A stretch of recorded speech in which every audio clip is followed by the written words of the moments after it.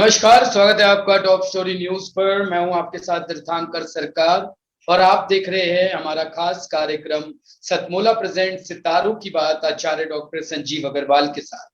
दर्शकों, जैसे कि हम रोजाना आप लोगों के लिए नई नई जानकारियां जो है वो लेकर आते हैं, जो आपके जीवन से जुड़ी होती है, धर्म से जुड़ी होती है, विज्ञान से जुड़ी होती है, जो कहीं ना कहीं आपके जीवन में एक सकारात्मक प्रभाव जो है वो लेकर आती है। लगातार हमारी कोशिश रहती है कि हम अपने मंच के जरिए देशभक्ति की मुद्दे, जनहित के मुद्दे जो है वो लगातार उठाते रहे। आज हम बात करने जा रहे हैं दर्शकों दर्पण की। घर में अक्सर हम देखते हैं हर किसी के घर में शीशा लगा होता है, लेकिन आप में से शायद बहुत कम लोग जानते होंगे कि शीशे को किस दिशा में लगाना ठीक होता है और किस दिशा में नहीं लगाना ठीक नहीं होता है। वास्तुशास्त्र की अगर हम बात करें तो उसके अनुसार अगर घर में दर्पण सही दिशा में नहीं रखा गया है तो इसका व्यक्ति की जिंदगी पर जो है नकारात्मक प्रभाव पड़ सकता है। वास्तुशास्त्र के मुताबिक ब्रह्मांड की पॉजिटिव एनर्जी हमेशा जो है पूर्व से पश्चिम की तरफ और उत्तर से दक्षिण की तरफ चलती है। तो आज हम बात करने वाले हैं कि घर की किस दिशा में हम दर्पण को लगाएं जिससे कि आपके जीवन में सकारात्मक ऊर्जा का संचालन हो। आचार्य जी हमारे साथ जुड़ चुके हैं। आचार्य जी, बहुत बहुत स्वागत है आपका टॉप स्टोरी न्यूज पर। नमस्कार, जय मां भारती, जय श्री राम। आज दर्शकों, हम लोग आपके बूते पे आपके पसंद किए हुए अपने क्वेश्चन और अपने जवाब हम आपको लेके आते हैं। आप घर बैठे ही बिना खर्च के बहुत कुछ ज्ञान ले सकते हैं, अपने को सुधार कर सकते हैं। ये जो मिरर है, ये हमारे घर के अंदर एनर्जी का एक बहुत बड़ा पुंज है। इसके बहुत सारे लाभ है तो बहुत सारी हानियां भी है। अगर ये आपके बेडरूम में सामने लगा हो तो जिस शरीर के जिस अंग पर इसका अश्क पड़ता है, यानी कि शरीर का जो अंग शीशे में दिखाई देता है, मिरर में दिखाई देता है, उस अंग की दवाई नहीं बनी, उसमें हमेशा दर्द रहता है। डॉक्टर के पास कितनी दवाई कर लीजिए मगर दर्द नहीं जाएगा। उसका फिर तरीका ये, या तो वहां से आप मिरर हटा दीजिए या फिर वहां पर कोई कपड़ा रात को डाल दें जिससे मिरर का जो अष्ट है वो शरीर पे ना पड़े। अपने आप आपका दर्द ठीक हो जाएगा। पेट पे पड़ जाए पेट खराब होगा, सिर पे पड़ जाए आंखें खराब, सिर खराब, पैरों में पड़ जाए पैर का दर्द, ये सारी बातें हैं। लेकिन इसी प्रकार साउथ वेस्ट में यदि आप, या वेस्ट में और साउथ में दर्पण लगा दे, मिरर लगा दे, तो आप मान लीजिए कि आपने अपनी आय व्यय से कम कर दी है, अर्थात धन का हानि निश्चित है। साथ में स्वास्थ्य को भी नुकसान होगा, साथ में आपका जो सम्मान है, आपकी जो डिग्निटी है, उसके अंदर भी डाउननेस आएगी, नीचे की ओर जाएंगे। इसके अतिरिक्त और भी बहुत सारी कमियां हैं और कैसे लाभ उठाएंगे वो मैं आपको बताता हूं। आप दर्पण को नॉर्थ में लगाइए, ईस्ट में लगाइए, नॉर्थ ईस्ट में लगाइए तो आपको लाभ होगा।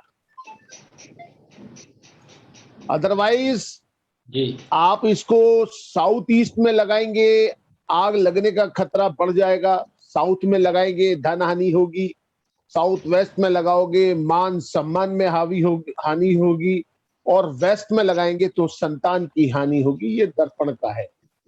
अब इसका जिस लोगों के नॉर्थ कटा हुआ है, ईस्ट कटा हुआ है या नॉर्थ ईस्ट कटा हुआ है, तो ऐसे लोग तरक्की कम करते हैं। इसको गहरा करने के लिए यदि हम लोग वहां पर दर्पण लगा दें तो आप देखेंगे दर्पण के अंदर की वो चीज डेप्थ में चली गई है, गहराई में चली गई है। तो हम उसको ठीक करने के लिए वहां यदि दर्पण लगा दें तो वो क्षेत्र हमारा डेवलप हो जाएगा और हमारी हानि खत्म हो जाएगी। ऐसा मेरा अपना अनुभव है, ऐसा किताबों में लिखा है, ऐसा ही मत्स्य पुराण में है। आप इसका लाभ उठा सकते हैं। लेकिन कभी भी आपके मेन गेट के सामने दर्पण नहीं आना चाहिए, उसमें चोरी का खतरा बढ़ जाता है।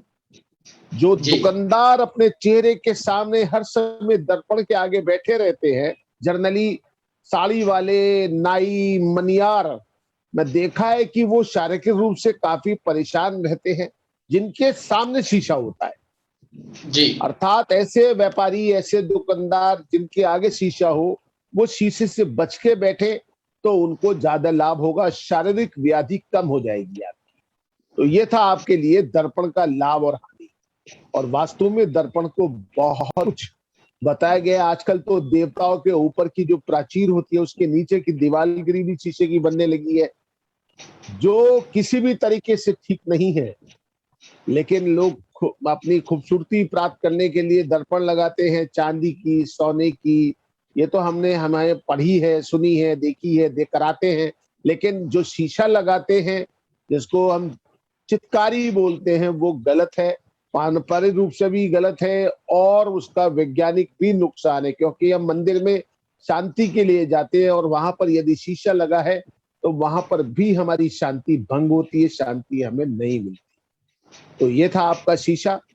और बताएं आप सागर साहब, जी सरकार जी साहब। आचार्य जी, बहुत बहुत धन्यवाद आचार्य जी, दर्पण को लेकर इतनी बेहतरीन जानकारी दर्शकों को देने के लिए।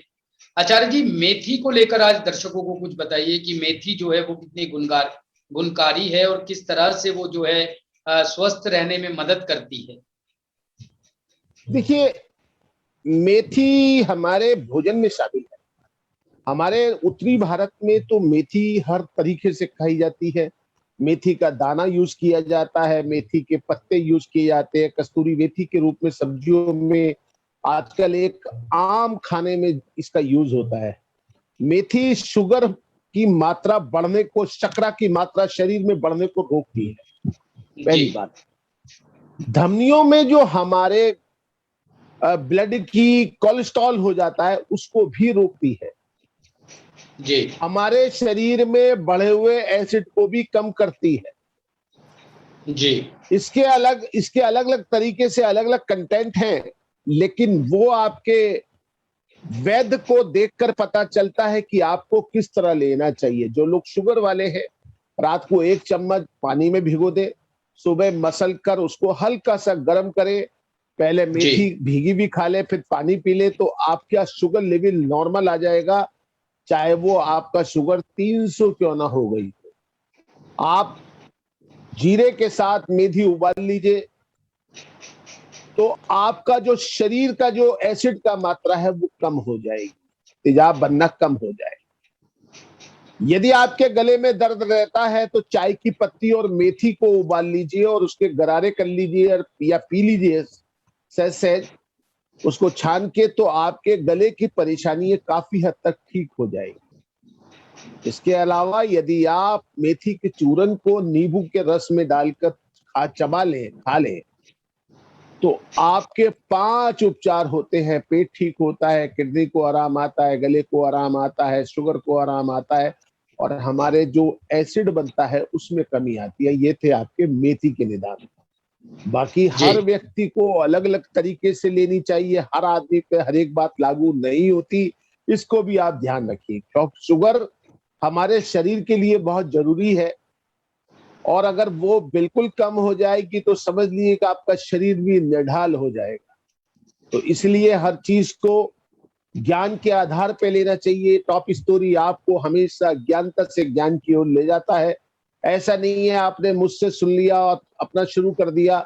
आपको किसी योग वैद्य से जरूर एक बार राय लेके, परामर्श करके तब आपको ये उपाय करने चाहिए। धन्यवाद। जी आचार्य जी, बहुत बहुत धन्यवाद आचार्य जी आपका। कुछ सवाल आचार्य जी आ चुके हैं हमारे पास। मोहन कुमार जी लिखते हैं सिवान से, बिहार सिवान से, 2 दिसंबर 1993 को इनका जन्म हुआ है, 4:30 सुबह के। 2 दिसंबर और उन्नीस सौ ये तिरानवे जानना चाहते हैं, इनका विवाह नहीं हो पा रहा है, साथ ही अपने दो व्यापार को बजकर लेकर दो बज 2:30 नहीं, 4:30 सुबह चार के, बजकर तीस 2 दिसंबर 1993।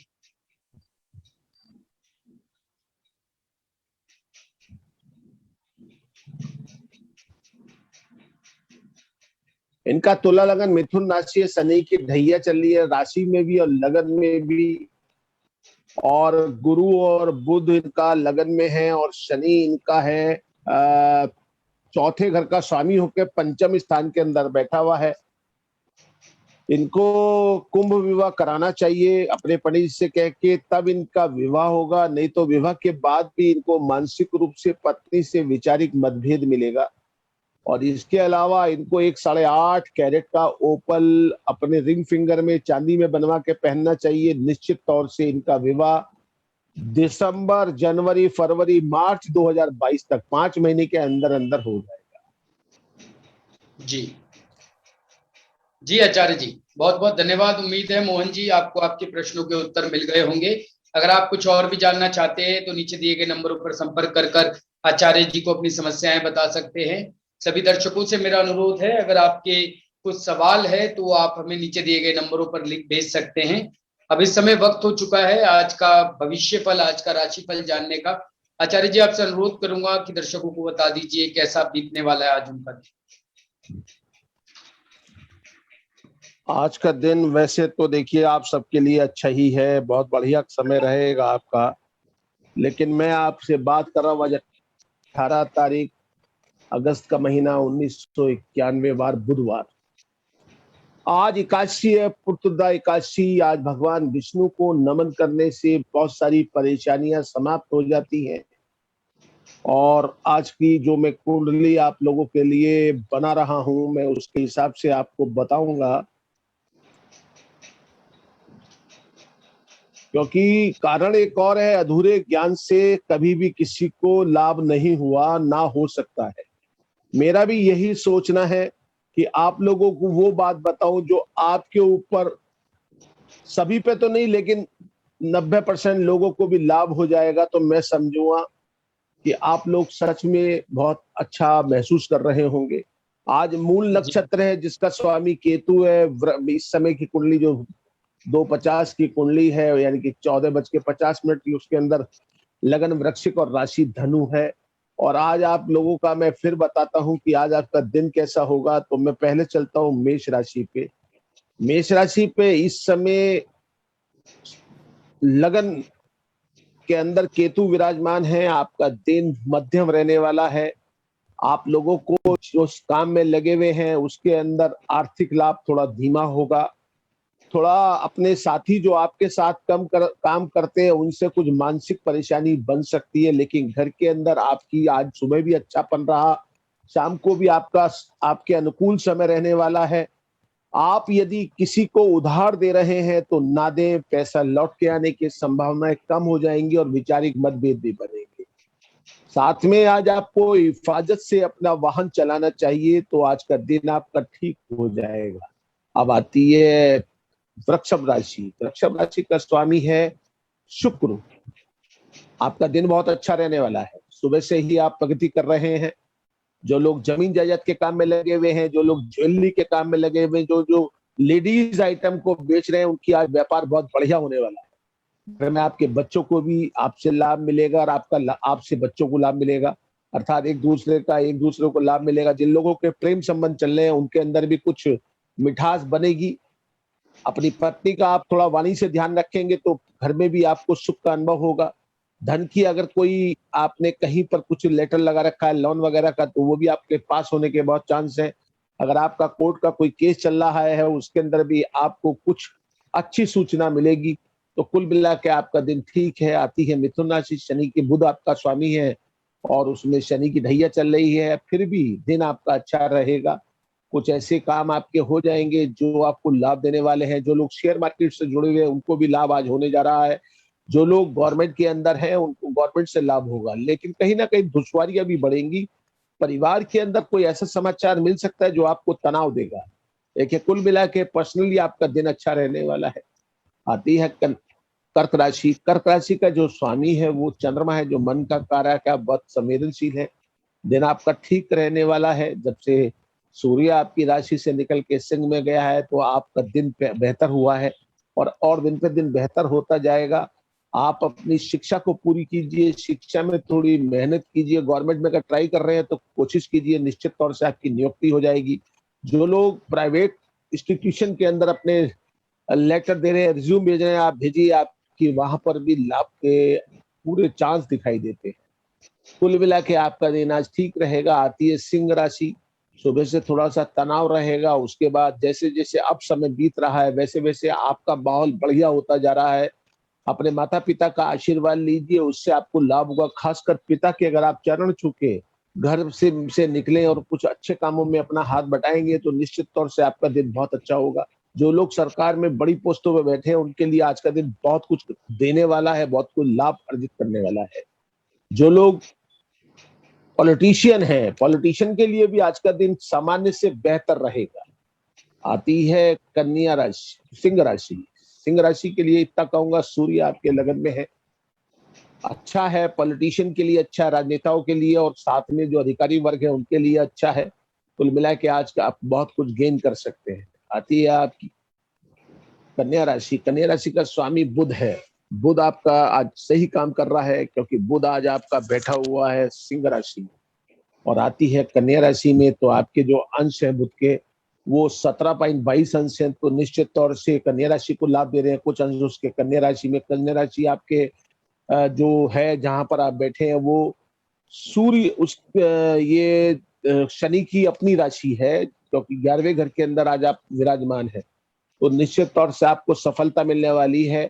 आप यदि कोई एग्जाम दे रहे हैं तो उसके अंदर निश्चित तौर से क्वालिफाई करेंगे।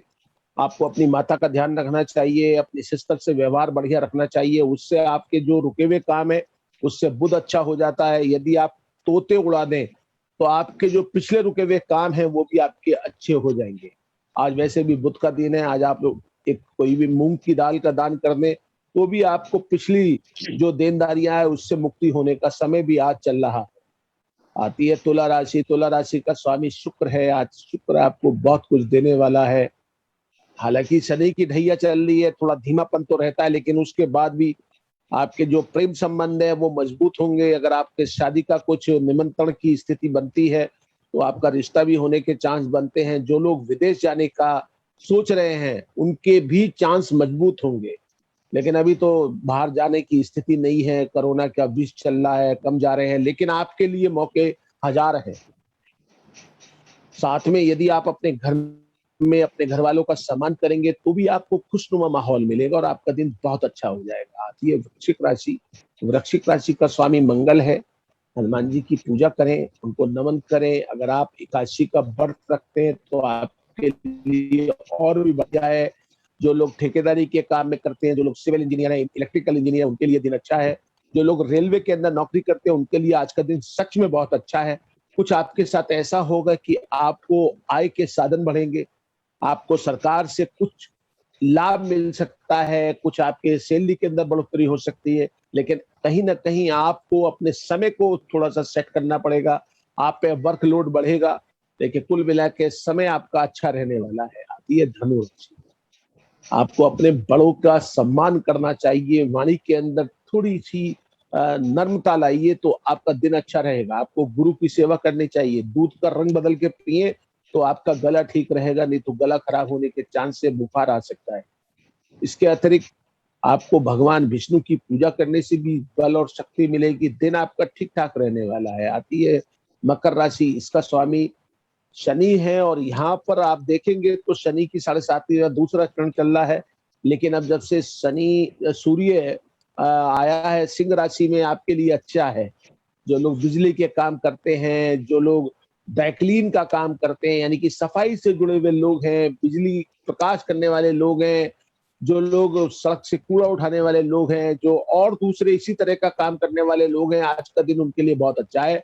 कहीं ना कहीं से कुछ भी आपको लाभ जरूर होगा। आप कुछ लाभ पाके अपने घर में घुसेंगे।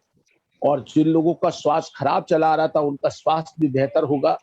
जो अपनी माता का सम्मान करेंगे, घर के नौकरों का सम्मान करेंगे, उनका सम्मान भी आज बढ़ेगा।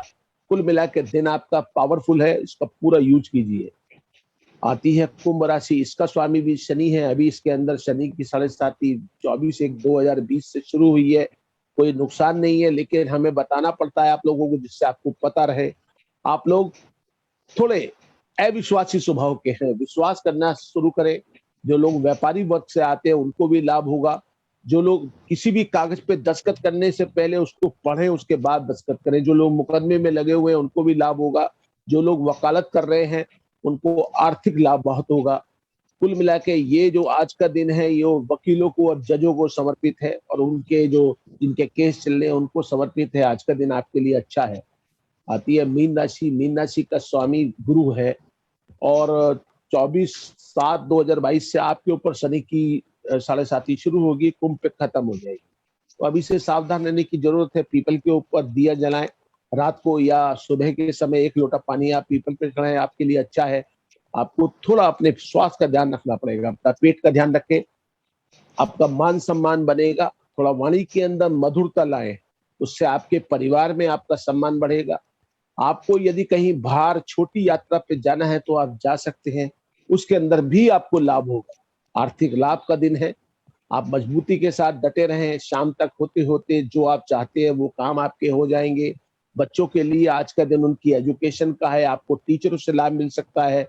जिन लोगों के आने वाले पेपर है वो अपना ध्यान लगाएंगे पढ़ाई में, तो उनका पेपर बहुत अच्छा निकल जाएगा। यही आज की 12 राशियों का फल है। आप लोग सावधान रहें, बरगलाए में ना आए, देश हित के लिए कार्य अलका करें। लांबा जी, आजकल रूमर फैल रही है, उल्टी सीधी बातें देश के अंदर है, छोटे छोटे व्हाट्सएप के ऊपर उल्टे सीधे मैसेज आ रहे हैं, उस तरफ ध्यान न दें। देश आपका है, आप देश के हैं। देश हित की बात करें, देश हित के लिए काम करें, तभी हमारा जीवन साकार होगा। हर धर्म से ऊपर देश होता है। पहले हम लोग भारतीय हैं, उसके बाद हमारा धर्म है। अगर हमारे भारत को नुकसान होता है, हमारे धर्म का क्या होगा? हमें मजबूती के साथ अपने राष्ट्रीय चिंतन के साथ खड़ा होना चाहिए। जो उस तरह उल्टी सीधी बातें अफवाहों के तौर पे हमारे बीच में है, उस तरफ ध्यान न दे।